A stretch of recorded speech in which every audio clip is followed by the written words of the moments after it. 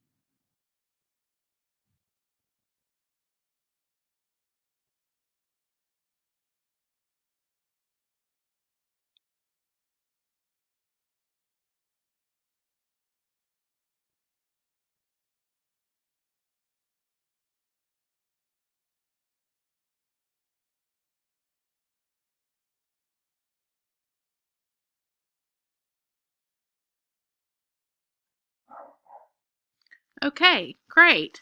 So now we're going to move on. Would anybody like to share these reading instruction strategies with the group? Go ahead and give you a few minutes for this.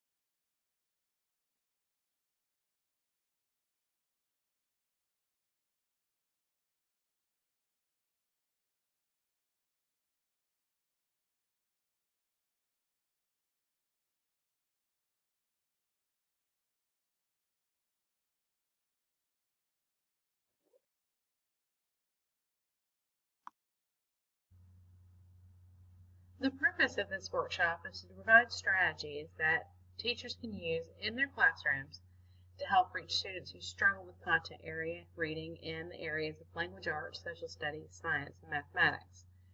These are the students that are struggling with reading skills, and especially with the harder content reading, and need a little bit of extra help.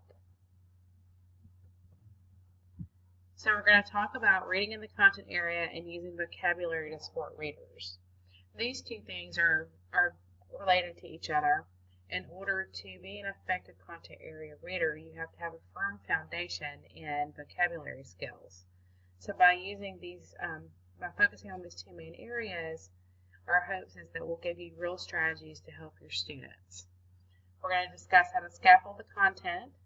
That's basically to assess where the students are and change the instruction to pinpoint different groups, different ability level groups, work in whole groups, small groups, or individually, and how to engage students with various word learning activities. So these are all things we're going to talk about today.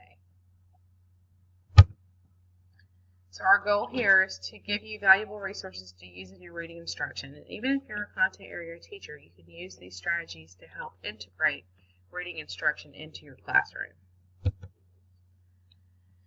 Content area reading is important because no matter what you teach, you are a reading instructor. And also, as students move through school, the difficulty of the material in the content area textbooks gets harder. So it's important at this young first grade level to start developing these skills, because the Georgia milestones, the high stakes testings, as the students move through school is going to get harder and harder, and it's going to be based on more challenging text and more content. So students really need to be able to read and comprehend and understand and work through those content areas. Some content area reading strategies would be structuring the text. That would be actually explicitly teaching the students how to use footnotes, figures, captions, and bold print. That's very important, especially in content-rich areas like science or social studies, where there are a lot of captions and figures and graphs to look at.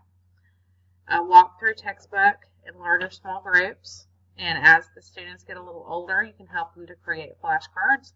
And another really good strategy would be writing the words down as you go through them, as you walk through the textbook, maybe on an easel or on the whiteboard or on your smartboard. Guided notes for reading.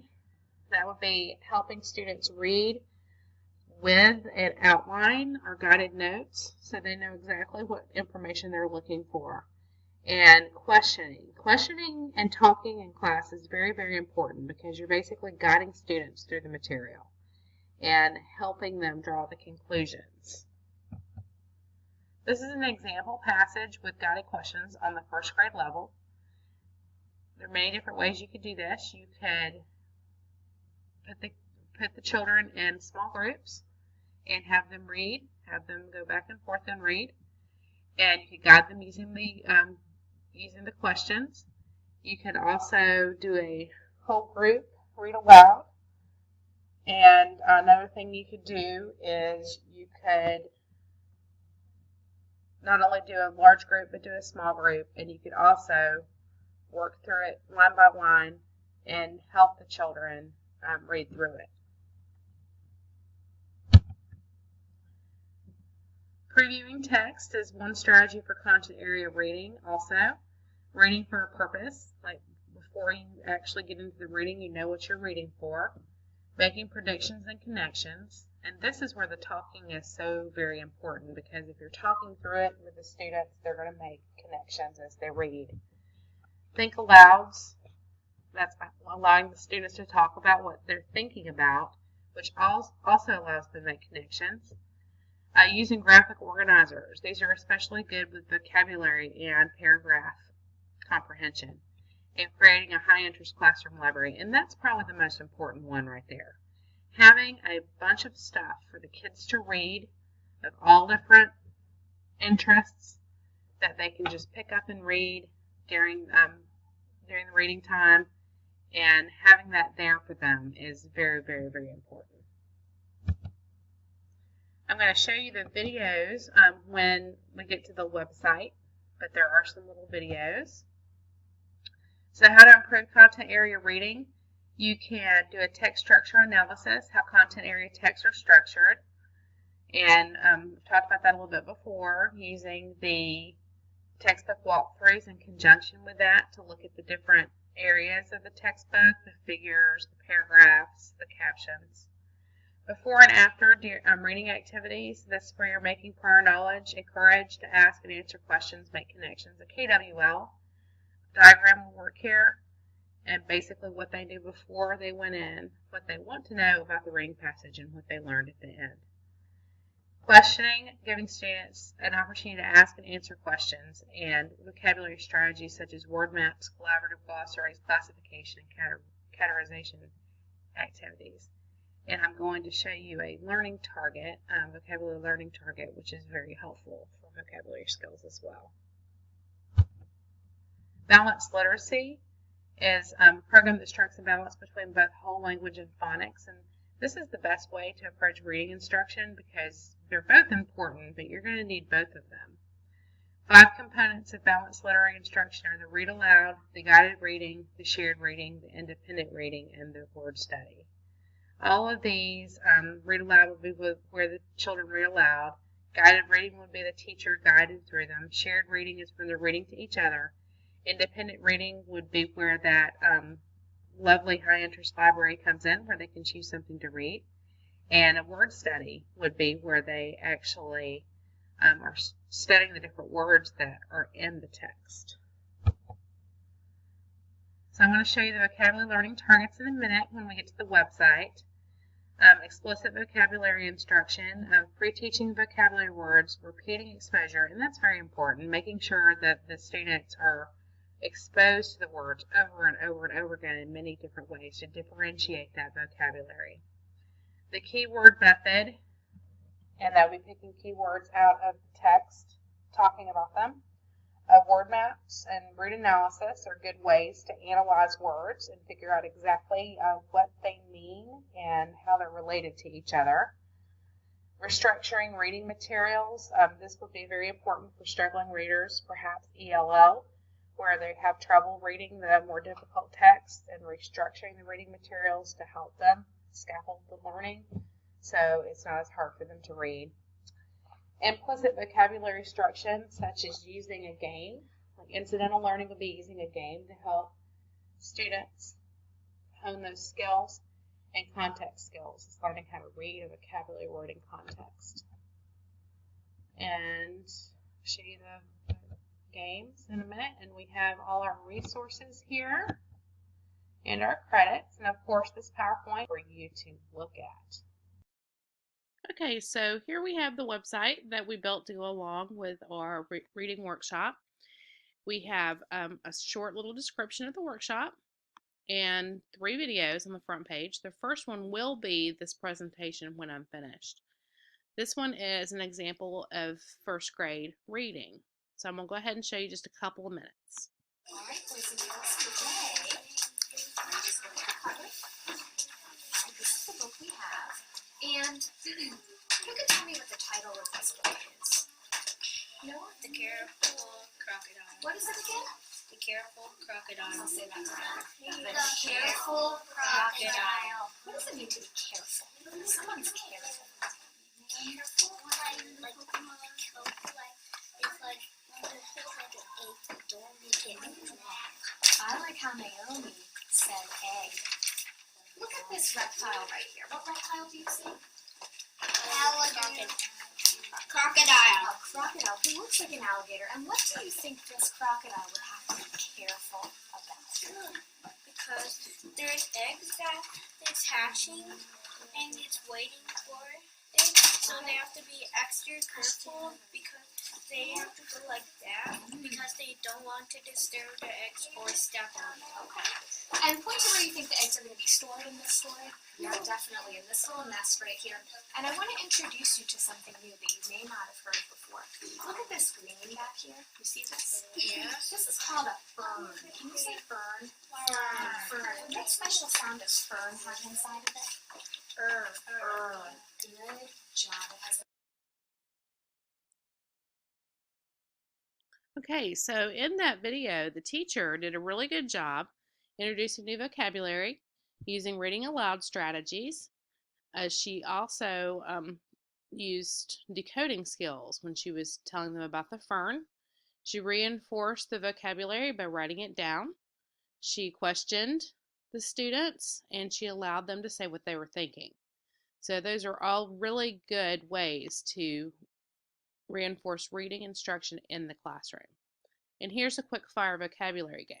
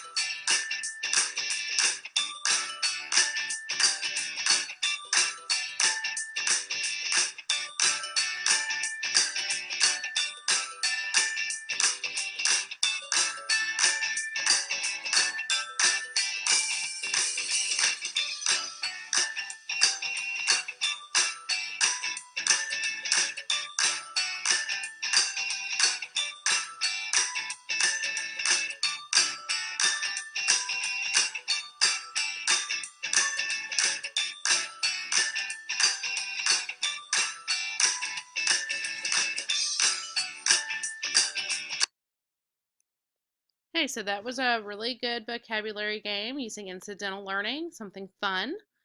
And the students don't really know that they're learning, but they are. On the second page of the website, we have the resources where I have loaded everything that you will need. We have an agenda, we have a summary of this workshop, and we have the PowerPoint.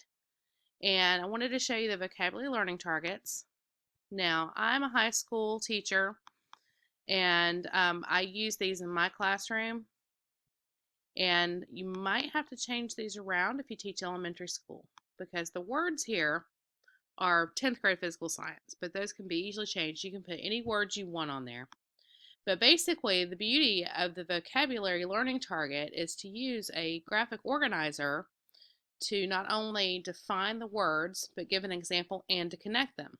So, for example, if you were going to have some elementary vocabulary words like frog and turtle, then they could define what it is, they could draw a picture, and then they connect them by saying frogs and turtles both live in ponds, or whatever you would like. And I have the blank templates here. You could do a 4-prong or a 3-prong. And this is very good for scaffolding also, because with my lower level kids, I scaffold it for them by grouping the words for them. And then for my honors kids, they group the words themselves. And then last but not least, we have the contact page where you can contact us with any questions you have. Thank you very much for coming. And one more thing I wanted to show you, and then we'll be all done. Okay, for our ticket out the door, please take an index card and write one thing you have learned from this workshop, something you would like to know more about, and one or more strategies you have learned about today that you will incorporate in your classroom. So I'm going to give you just a few minutes to do that. And again, thank you very much for coming, and feel free to contact us with any questions that you have.